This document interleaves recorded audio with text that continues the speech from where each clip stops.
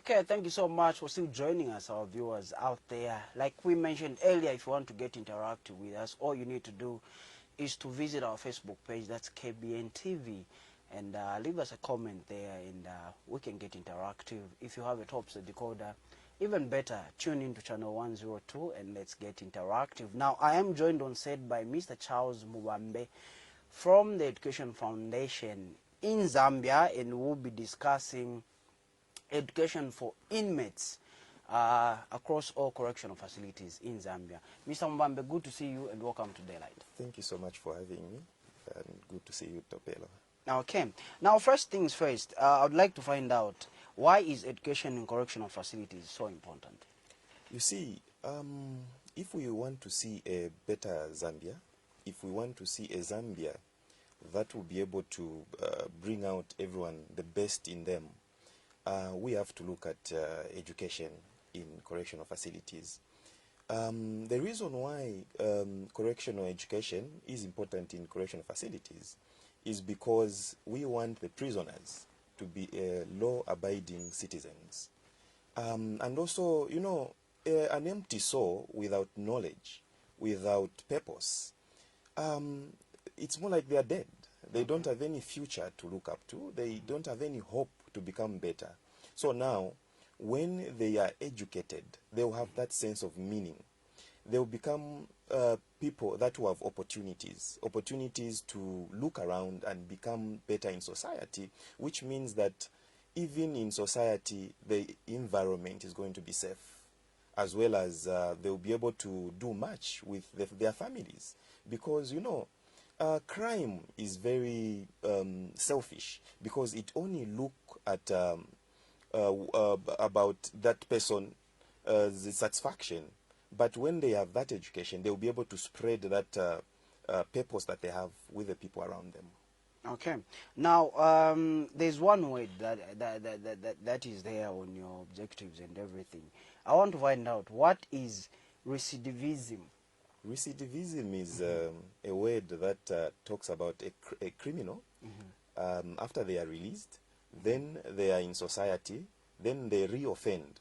Okay. And when they reoffend, they go back into the prison. Okay.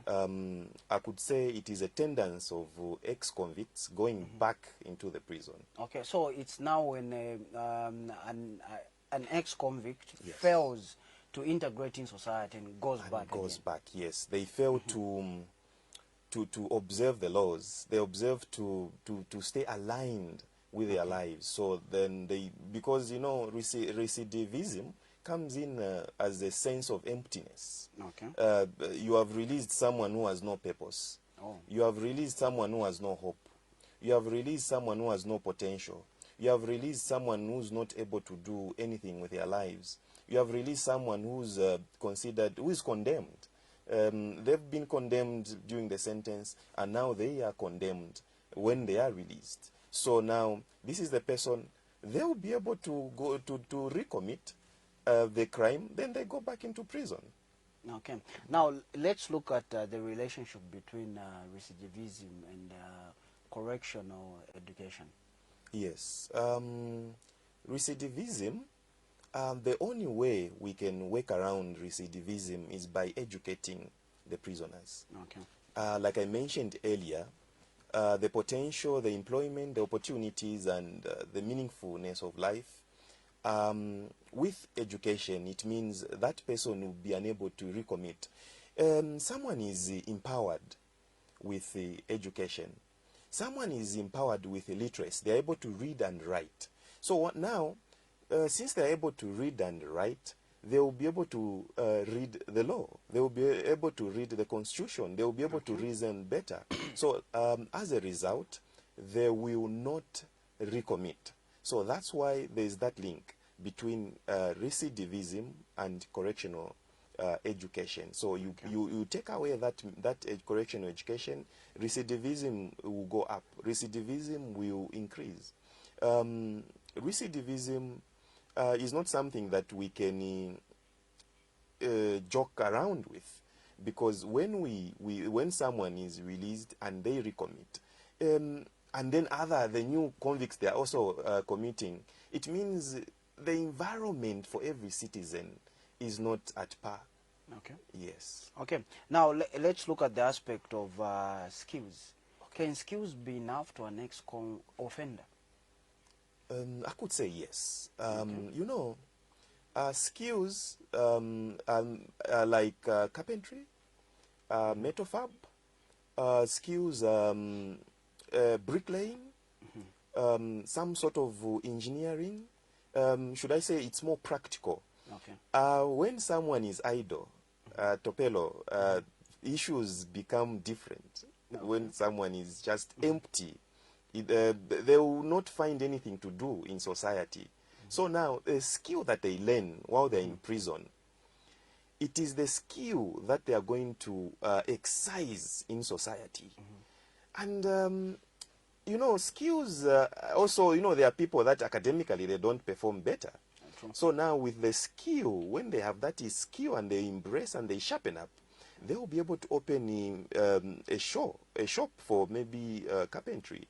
They will be able to have a shop for welding. They will be able to do much in society, and they will be viewed as a different person in society, because now I have a skill and I'm able to generate income. And probably someone was caught because they were stealing maybe a pencil, or maybe they were stealing shoes.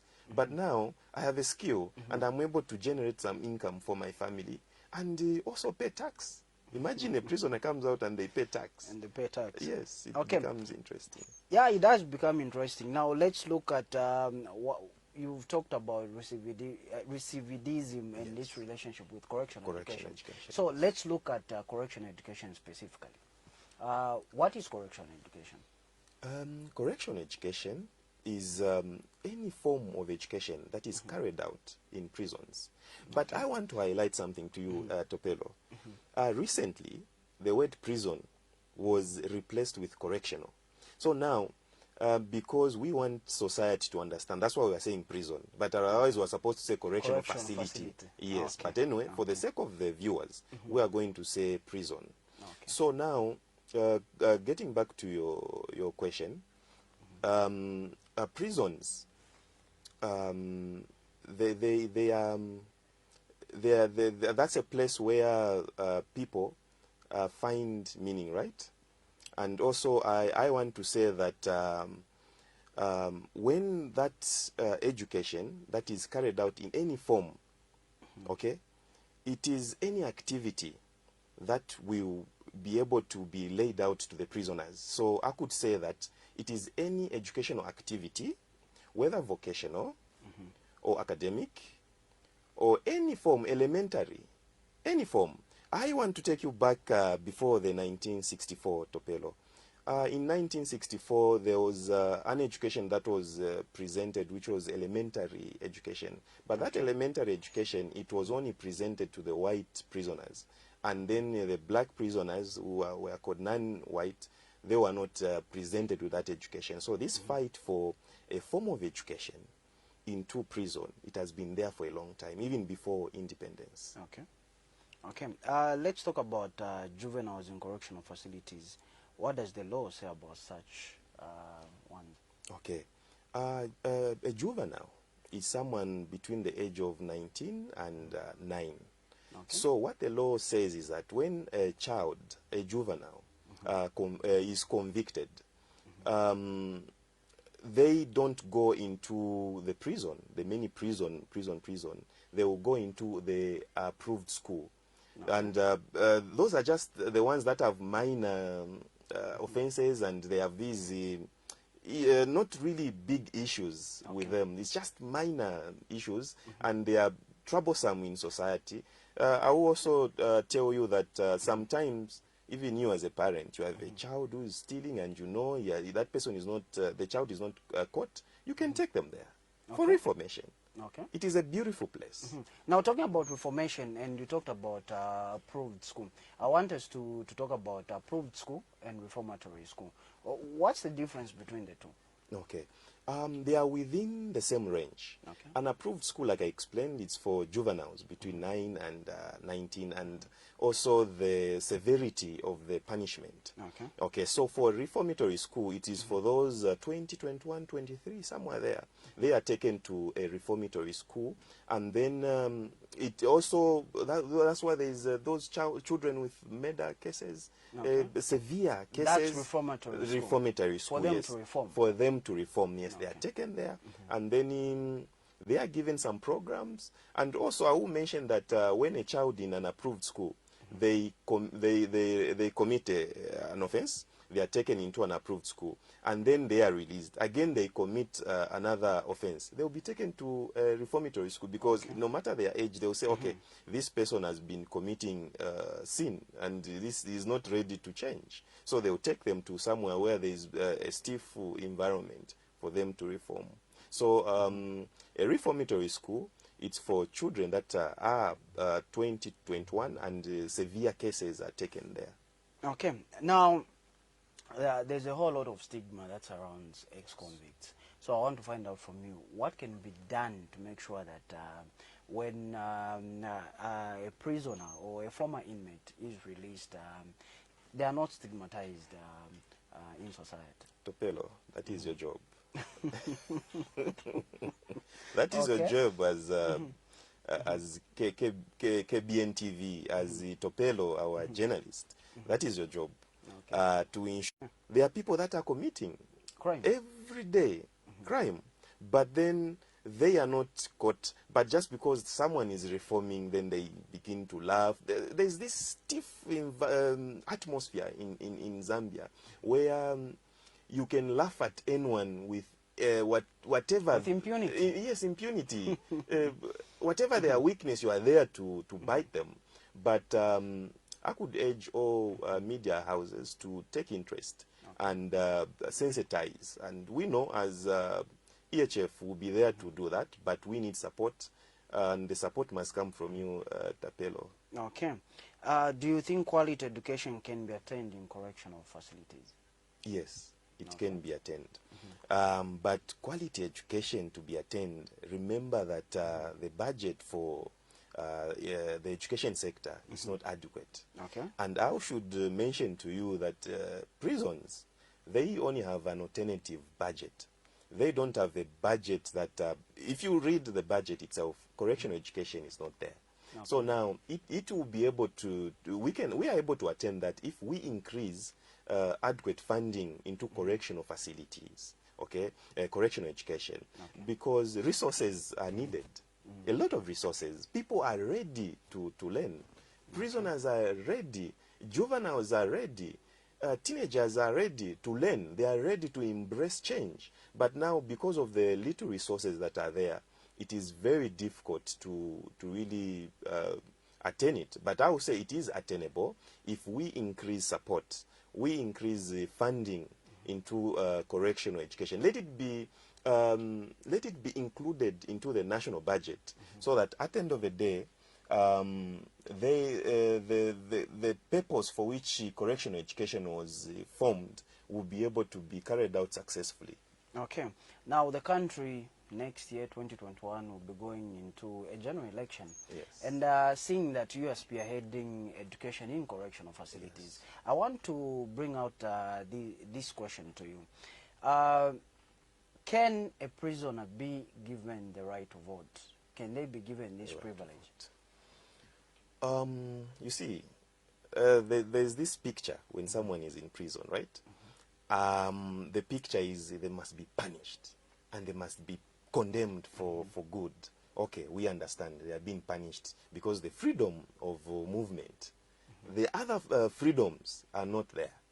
So, henceforth, they are in prison. But we cannot take away the right to a proper health care. Okay. We cannot take away the right to education, of which we have come into force. We cannot take away the other rights that they have. So now, even the right to vote, it cannot be taken away from them. So what I mean is this: they are citizens of this country. They are in correctional facilities as citizens. They have the national registration card. So they should be given a privilege to vote, because remember that bad governance affects everyone, whether you are in a ruling or opposition. So because of that kind of governance that is coming in with the party, they have the right to speak, and they have not to speak, sorry, but they have the right to vote, so that they bring in the government that they desire. So if citizens in the country are saying that, okay, they shouldn't vote because maybe it's a rigging scheme or what, let them put systems that they will be able to monitor the election process, Okay. that they will be able to monitor prisoners, that there is no rigging that is done. But they have that right, because I should tell you that Norway, Ghana, South Africa, the prisoners there, they vote. Okay. Yes, they vote. So now, why shouldn't we give them that privilege? So since this they are is not Zambians? a new thing to Africa. Other countries are voting. Other countries are Prisoners voting. are voting. Prisoners are voting. Okay. Because they are citizens of their own country. So this shouldn't be strange to Zambia, seeing that the Electoral Commission of Zambia did announce that inmates or prisoners will vote in next year's general election. It shouldn't be a matter. I know, you know, when there is change of something, it is very difficult to grasp that. Each time there's change, there's resistance. But we must understand the process of that change. And we must understand that instead of questioning their voting, we should question the voting process. We should question how the voting will be done in the prisons. We should question the monitoring processes. We should question other issues that are pertaining to the voting pattern in prison. Since it's been done for the first time, there should be transparency. All political parties, they need to embrace this fact, whether ruling or opposition. They need to embrace this fact. These people, it is their right. They need it, because whatever government is there, they are going to enjoy other privileges. Because remember that for them to be free, for them not really free, you know what I mean? You can be inside, but you are enjoying the right to education. You can be inside, but you are enjoying the right to a proper health care. It is governance. Okay. Yes. Okay. Mr. Mwambe, thank you so much for making an appearance on Daylight. Thank you so much, Tapelo, for having me. Okay. I appreciate it. So, viewers, that was Mr. Charles Mwambe from the Education Hope Foundation of Zambia. They are into educating inmates or prisoners in correctional facilities. We go on a break. Join us.